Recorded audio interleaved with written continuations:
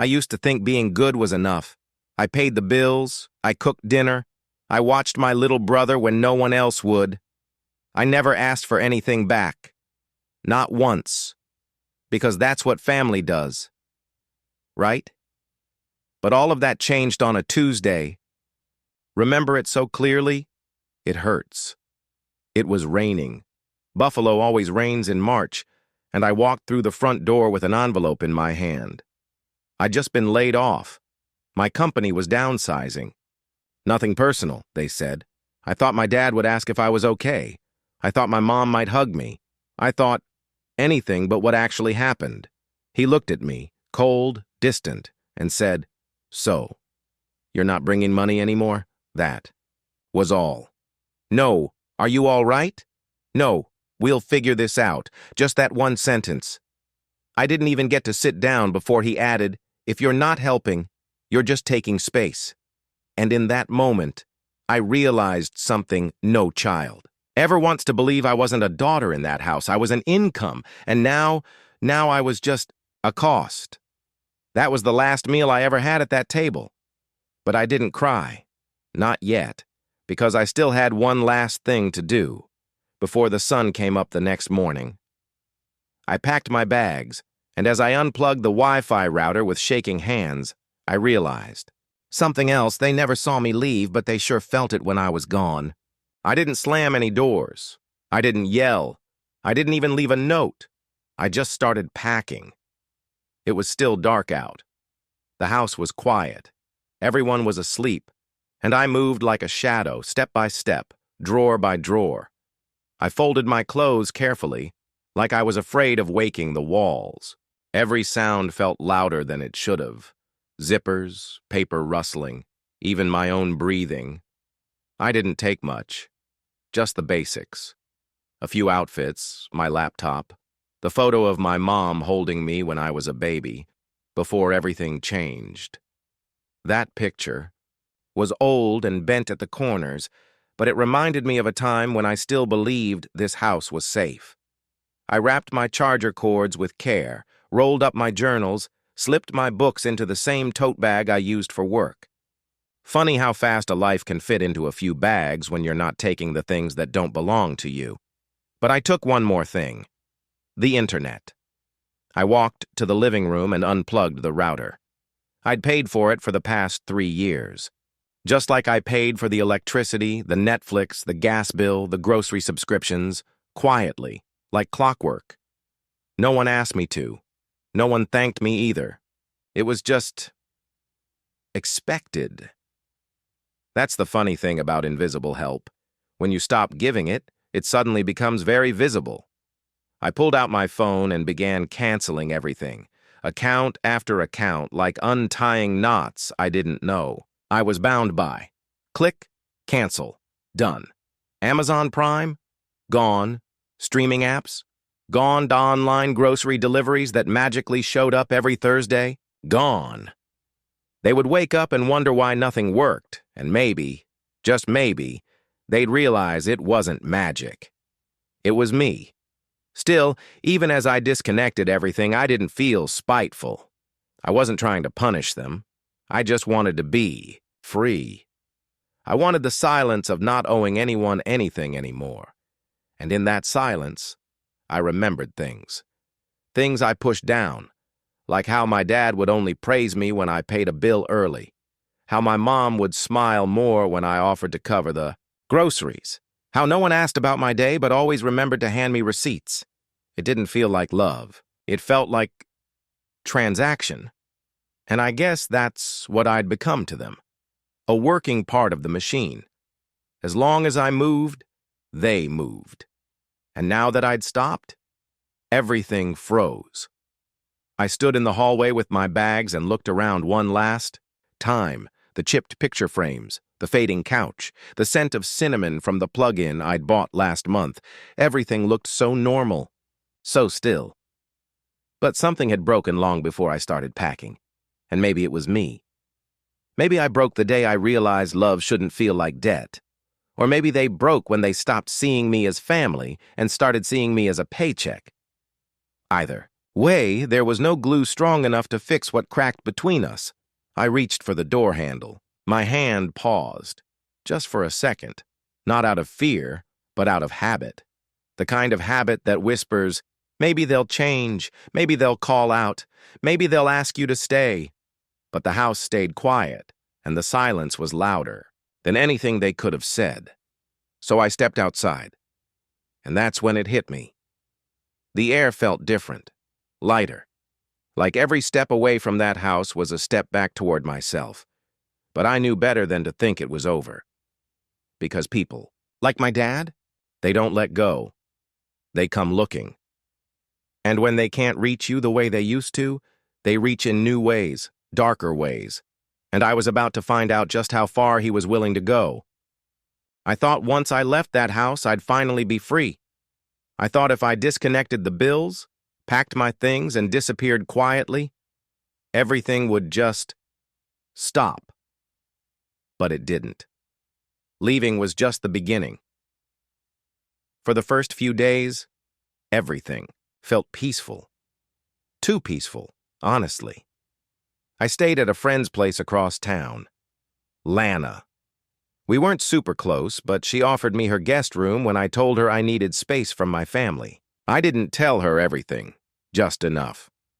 I spent those early mornings staring at the ceiling, trying to figure out who I was outside of that house. I'd spent so long playing the role they needed me to play, provider, peacekeeper, problem, solver, that I'd forgotten what I looked like when I wasn't fixing someone else's life. It felt good. Strange, but good, until things started going wrong. The first sign was a text from my bank. Suspicious login attempt. Did you request a password reset? I hadn't. I was drinking coffee at the time, scrolling job listings. I froze. I checked. The timestamp. Someone had tried to log into my account at 2:07 a.m. My stomach dropped. Then came the email notifications. Failed login attempts on my personal email, my music subscription, even my health insurance portal. Each one like a quiet knock on the door from someone who refused to leave. At first, I told myself it was a coincidence, maybe just bots or spam. But deep down, I knew better. I changed all my passwords, set up two-factor authentication, tightened every digital lock I could think of. But it didn't stop. Someone was trying to get back in. Someone who knew the layout of my digital life, what accounts I used, what passwords I liked, where I kept backups. Someone close, someone like him, and it wasn't just online. One afternoon, I got a call from a company I'd recently applied to. I was excited. Finally, something positive. But the voice on the other end was tense. "Hi, Rachel. We just had a strange phone call from someone, claiming to be your reference." It didn't sound right. My heart stopped. What did they say? The man hesitated. He said you had money problems, that you'd left your last job under, suspicious circumstances. I felt like I'd been punched in the stomach. I didn't need proof. I knew exactly who made that call. He'd found a way to use my past to poison my future, and I couldn't even prove it. There was no recording, no written complaint. Just doubt. Just enough to make someone hang up my resume and never look at it again. I sat on the edge of Lana's couch that night, holding my phone, staring at it like it had betrayed me. He wasn't shouting. He wasn't banging on doors. But he was still controlling me. Still reaching through wires and whispers and old phone numbers. Still trying to remind me that even out there I wasn't free. And the worst part? It was working. I started second-guessing every application I sent, every call I answered. Every unknown number on my phone made my chest tighten. Was it a job? Was it him? Was it someone else he'd sent? I wanted to scream. But instead, I just sat there, frozen. Because this wasn't just about control anymore. This was about erasing me, making me feel small, unsafe, invisible. And it was working. Until it wasn't. Until the day I stopped hiding and started digging. Because if he wanted to come for me in the dark, I was going to turn on every light I had. I was done being quiet. And I was about to find out just how far he was willing to go to keep me silent. I thought I had taken every step to stay safe. New number, new email, new locks on everything. But I forgot one thing, my old phone number. I had changed it right after moving out. Too many late-night calls from unknown numbers, too many texts, that made my hands shake. So I switched. It was supposed to be a fresh start. But I didn't think about what happened to the old number. I thought it would just disappear, vanish into some forgotten system. But it didn't. Phone companies in the US don't always delete old numbers. Sometimes they keep them active for a while. And if someone calls in pretending to be you, says they lost their SIM card, that they need to recover their number, sometimes they get it. And that's exactly what he did. I didn't know at first. There weren't any obvious signs, just silence, which I thought was peace. Then, one morning, I checked my email and saw a rejection from a job I'd been really hopeful about. The interview had gone great. The hiring manager even said I reminded her of her niece. I reached out to follow up, just to thank them for the opportunity. No response. Later that afternoon, my phone buzzed. It was a friend who worked at that company. She messaged me, just one line. "Hey, did you know your uncle called us?" My stomach flipped. "Uncle? I don't have an uncle in Buffalo." I asked what he said. She replied, "That you've had money problems, that you're unstable, that you don't finish things, you start." I felt sick, and I knew, deep in my gut, who it was. My dad had my old number. Or worse, he'd gotten it reassigned. Maybe he called the company and claimed it was his. Maybe he sweet-talked someone at customer service. I'll never know exactly how. But he had it, and he used it. He used it to become a shadow version of me, close enough to seem real, but just far enough to destroy my chances. He didn't scream. He didn't hit. He whispered.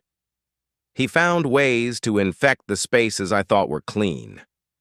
When I realized what had happened, I just sat there, holding my phone, not calling anyone, not texting, just frozen. There's something about knowing someone can still reach into your life without ever stepping near you, that they can ruin things without touching them, that they can make a phone call and undo months of effort. It's a special kind of fear, but also, it made me angry, because that job was mine. That future was mine. I earned it, and he took it away with a lie and a cheap trick, all because I walked away, all because I stopped playing the part he needed me to play.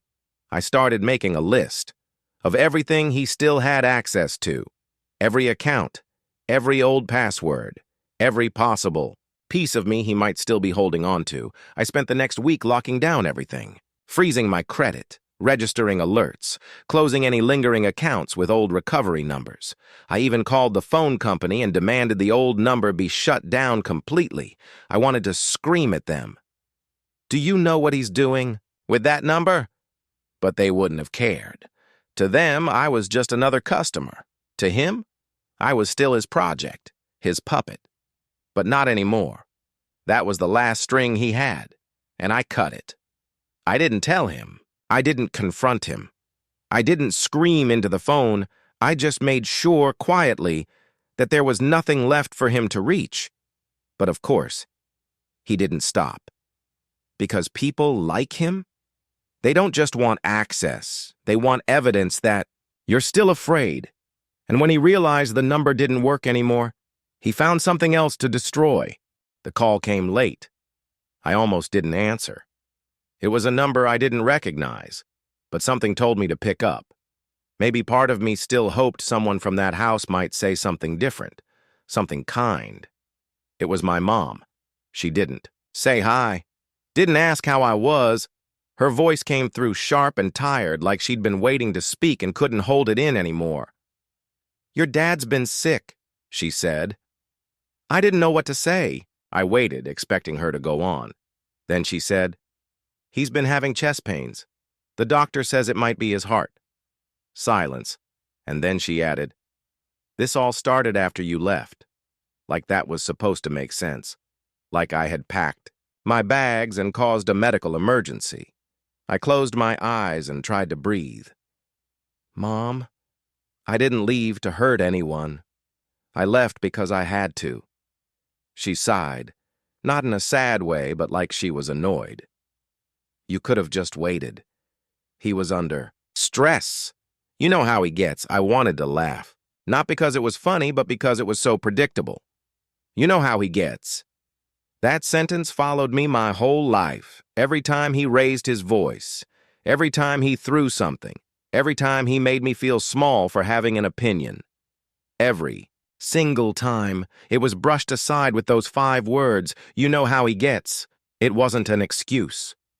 It was a warning, a reminder that his behavior wasn't going to change, that I was supposed to. I stayed quiet, and she filled the silence. "He hasn't eaten much, barely sleeps. He just sits in his chair. I think he misses you." I swallowed. Hard. I wanted to believe her, but I didn't.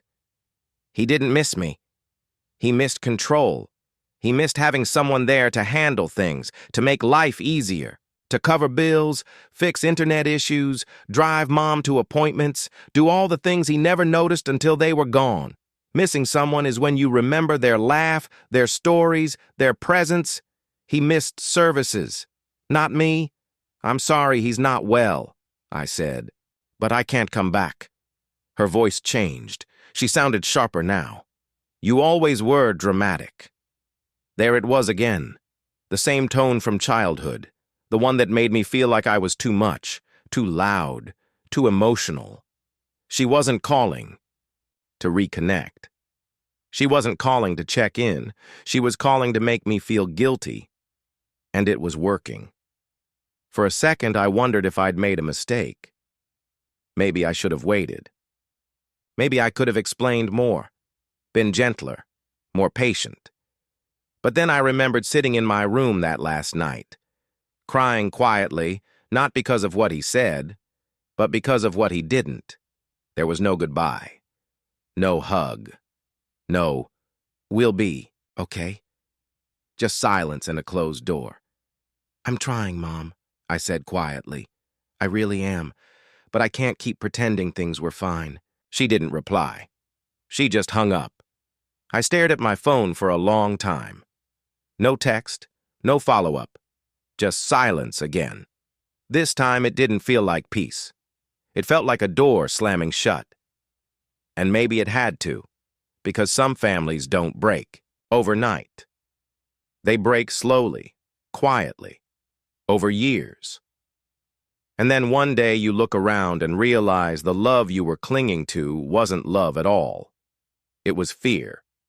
And I had finally stopped being afraid. But I wasn't ready for what came next. Because when you stop playing the role they gave you, they don't always walk away. Sometimes they destroy the stage. I didn't have much left.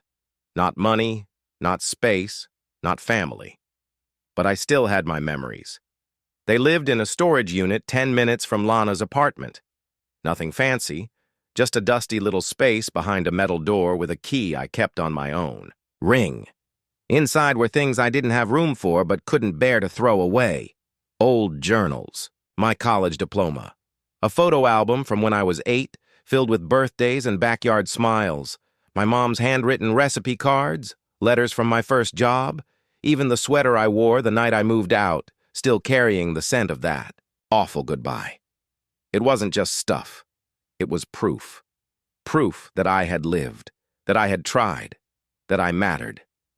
Then, one night, it all went silent. I was brushing my teeth when my phone buzzed. A voicemail from the storage facility. I pressed play, not thinking much. "Miss Monroe? We're calling to inform you there was a fire. Your unit was affected. Please call us as soon as possible." I dropped my toothbrush. I didn't even change.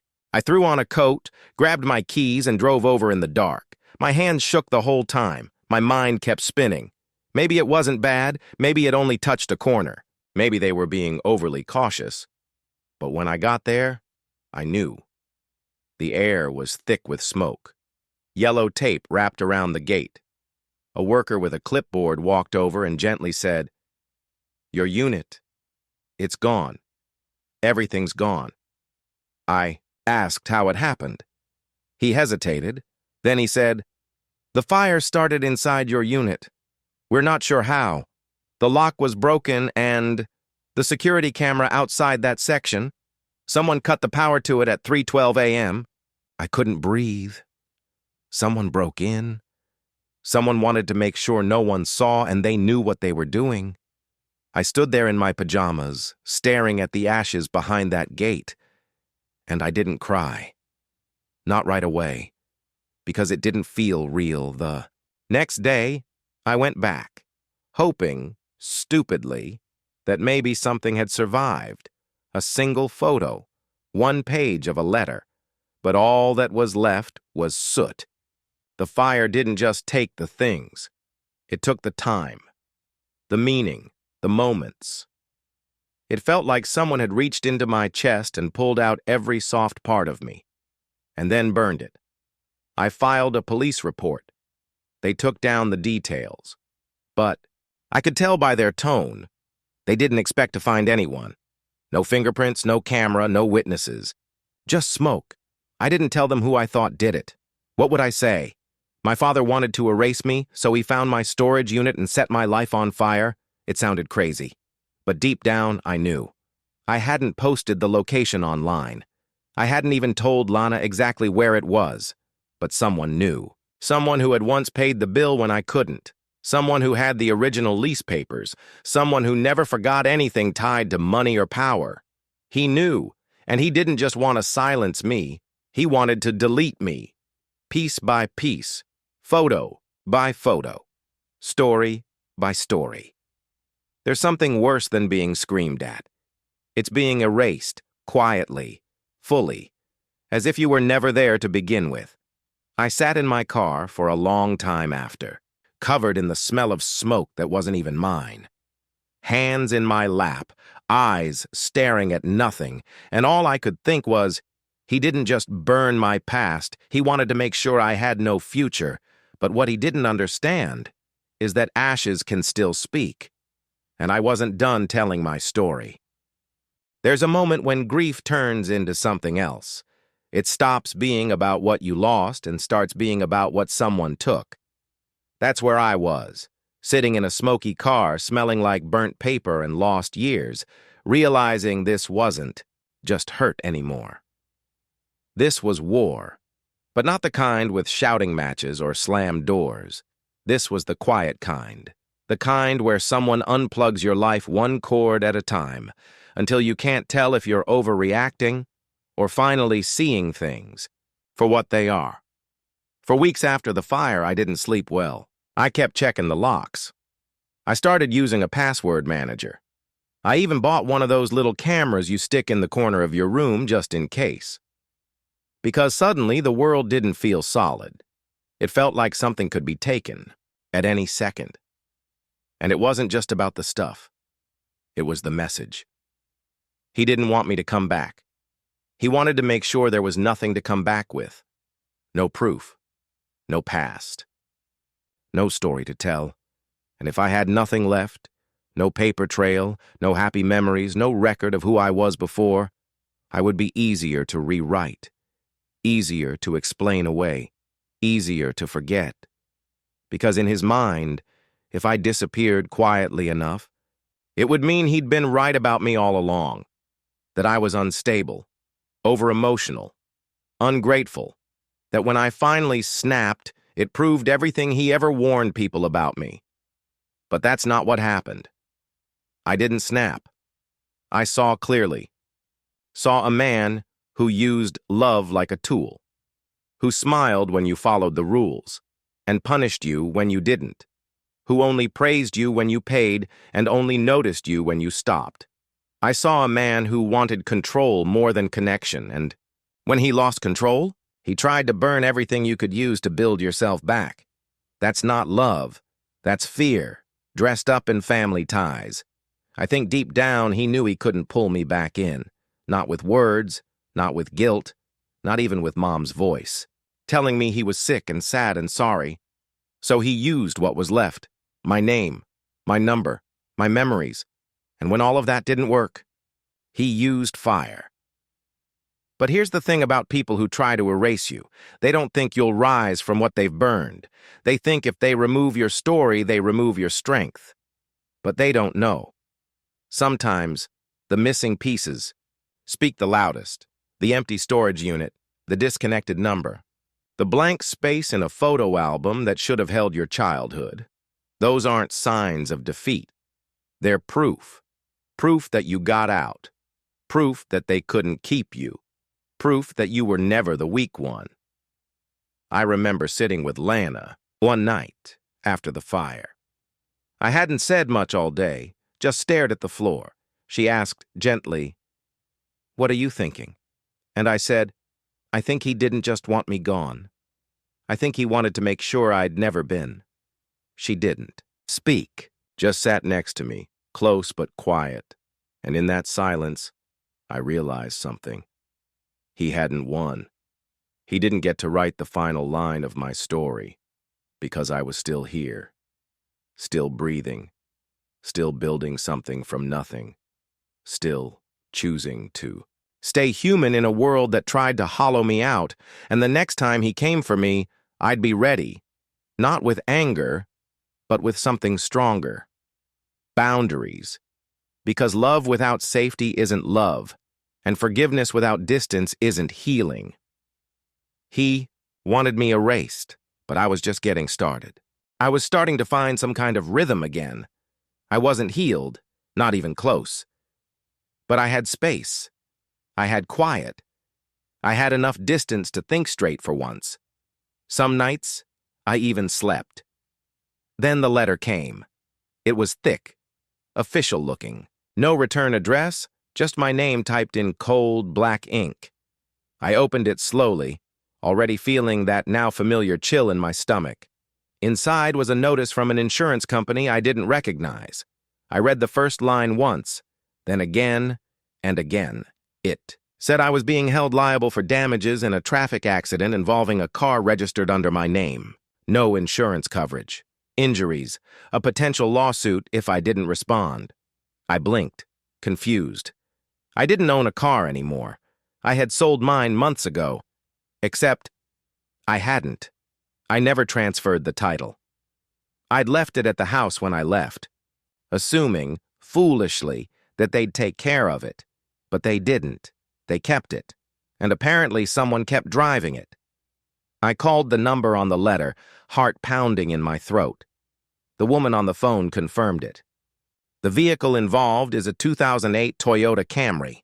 The registered owner is Rachel Monroe. And the driver, my father. He had driven the car, unregistered, uninsured, through a red light and straight into another vehicle. No one was seriously hurt, thank God. But there were hospital bills, car repairs, legal paperwork, and now, a giant mess addressed to me. Because on paper, it was my car.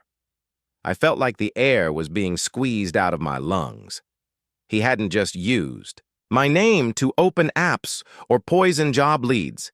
He had used it behind a wheel, on a public road, with people around. I asked the woman what would happen next. "You'll likely be required to appear," she said. "There may be a civil claim. If the plaintiff sues, you'll want a lawyer. I didn't have a lawyer. I barely had rent. And now I was supposed to defend myself against something I didn't even do?" I hung up and sat on the floor. No couch, no fancy chair, just cold wood and heavy breathing. How do you fight a ghost? Because that's what it felt like. He wasn't showing up in person. He wasn't yelling at me in the street. He was doing everything through shadows and signatures, through systems, through silence. And I realized something awful in that moment. He wasn't just trying to ruin me emotionally. He was using the system to break me legally, and it was working. If I didn't answer that letter, I could be sued. If I showed up without, Help. I could lose everything, and worst of all, if I stayed quiet, it would all look like my fault, just like he wanted, because when someone like him can't control your heart, they go for your record, your name, your credit, your reputation. I didn't cry. I made a call. To a legal aid group Lana told me about, I explained everything, every ugly, unbelievable detail, and for the first time in a long time, someone believed me. They said it wasn't. The first time they'd heard a story like mine. That sometimes, the people who say family is everything are the same ones who will drag you through court to prove they own you. They assigned me a lawyer. Small steps, but enough. And as I prepared for the hearing, one thought kept repeating in my mind. He didn't care who got hurt, not me, not the strangers in the other car, not even himself. He just cared that I stayed tied to him, even if it meant tying me to a sinking ship. But I wasn't going to drown with him, not this time, not ever again. People think strength always looks loud. They think it's shouting in courtrooms, pointing fingers, slamming doors, saying I'm done at the top of your lungs.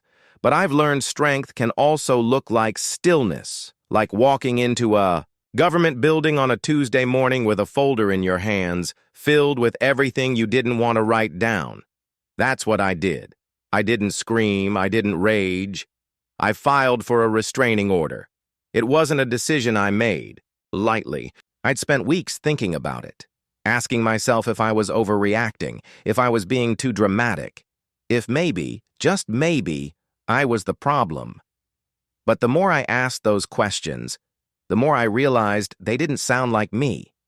They sounded like him. They were his voice in my head, dressed up in mine. And I was done letting that voice make decisions. So I printed the screenshots, the emails, the report from the storage fire, the insurance letter. I even included the job rejection and my friend's message about the phone call he made pretending to be my uncle. I laid it all out in front of the clerk behind the glass window. She didn't say much, just nodded, gave me a form, a pen, a seat. And for the first time, I told the whole story on paper. No editing, no downplaying, no cleaning up to make it easier. To swallow. Just the truth. The whole ugly, messy, exhausting truth. I wasn't looking for revenge. I wasn't trying to punish him. I just wanted space. Real, legal space. Something that said, you don't get to follow me anymore. Because no matter what people say, you don't owe anyone access to your life just because they share your last name. The hearing was short. He didn't show up. Part of me was relieved. Part of me wasn't surprised. He never fought with fists. He fought with silence, pressure, implication. With slow erosion instead of open attacks. But even his absence said something. He didn't care enough to stop, only enough to hide. The judge granted the order, 1 year. No contact, no phone calls, no showing up, no third-party messages, no accidental run-ins. And just like that, a piece of paper became a boundary I had never been able to set with words. Walked out of the courthouse and sat on the steps. It didn't feel like victory. It felt like grief. Because even though I knew I did the right thing, there was a part of me, small and stubborn, that still wished it hadn't come to this, that we could have had a conversation, an apology, some kind of repair. But people like him don't apologize. They rewrite, and I wasn't going to be edited anymore. Later that week, I got a call from Lana while I was making tea. She asked, "How do you feel now?" I paused. "Lighter," I said, not because everything was fixed, not because I had all the answers, but because I'd finally said no.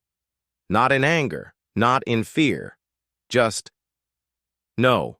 No more damage, no more doubt, no more giving someone chance after chance while they use every one of them to chip away at you. Filing that order didn't erase the past, but it protected my future. It was a line in the sand, one I finally had the strength to draw, and I didn't draw it with fire or fists. I drew it with quiet, with truth, with the kind of strength that doesn't need to be loud to be real. 2 years later, my life is quiet. There's no shouting through walls, no strange letters, no calls from numbers I don't recognize, no more waiting for the other shoe to drop. I live in a small apartment now, just one bedroom, barely enough, closet space, and a coffee maker that sputters when it starts. But it's mine. Every single inch of it belongs to me. And that means more than anyone could understand unless they've lived in fear of even the air they breathed. I work freelance. Now, it's not glamorous. Some months are thin, others are okay. But I decide what I take. I set my hours. I write my own emails. I don't need anyone's approval to say yes or no. No one asks for my paycheck the moment it clears. No one watches over my shoulder. I'm in charge of my own time, my own choices. Some days I still flinch when the mail arrives. Old habits don't fade easy. Trauma lives in the corners of your calendar. But most days I breathe easier. And that's something I never thought I'd say. I didn't lose my family. I lost the chains that came with them. And I know how. That sounds harsh, unfair, maybe.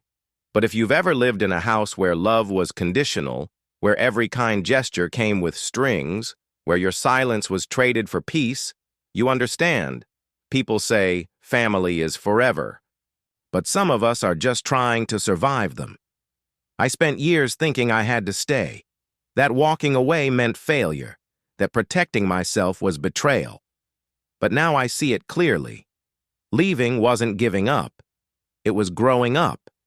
It was saying, I want something better than fear dressed as loyalty. I still don't talk to them. They haven't tried either. Not since the restraining order. Not since I stopped responding to the guilt, the tricks, the soft apologies with sharp edges. And, honestly, it's better that way. I don't hate them. I'm not angry every day. I'm not sitting around waiting for them to feel regret. I'm just done. Done trying to prove I'm worth respect. Done pretending dysfunction is just tradition. Done calling pain by names that make it sound noble. Sometimes I see families laughing together in coffee shops, moms hugging their daughters, dads giving advice with a soft hand, and I feel a pinch. That small ache of, why not me? But then I look around. My apartment, at the art I chose, the plants I haven't killed, the walls that don't echo with anyone else's rage. And I remind myself, I didn't grow up with peace. But I built it, from scratch, and no one gets to take that from me. Not again. If you're listening to this and wondering if it ever gets better, if the silence ever stops feeling heavy, if the freedom is worth the fallout, it does, and it is. You don't need to burn down bridges. Just stop rebuilding the ones that keep collapsing. Because sometimes the strongest thing you can do isn't fighting back. It's walking away and meaning it. It's choosing quiet over chaos. It's drawing a line, not in anger, but in truth. And it's waking up one day in a place you made, with a peace you earned, and realizing you didn't lose them. You saved yourself.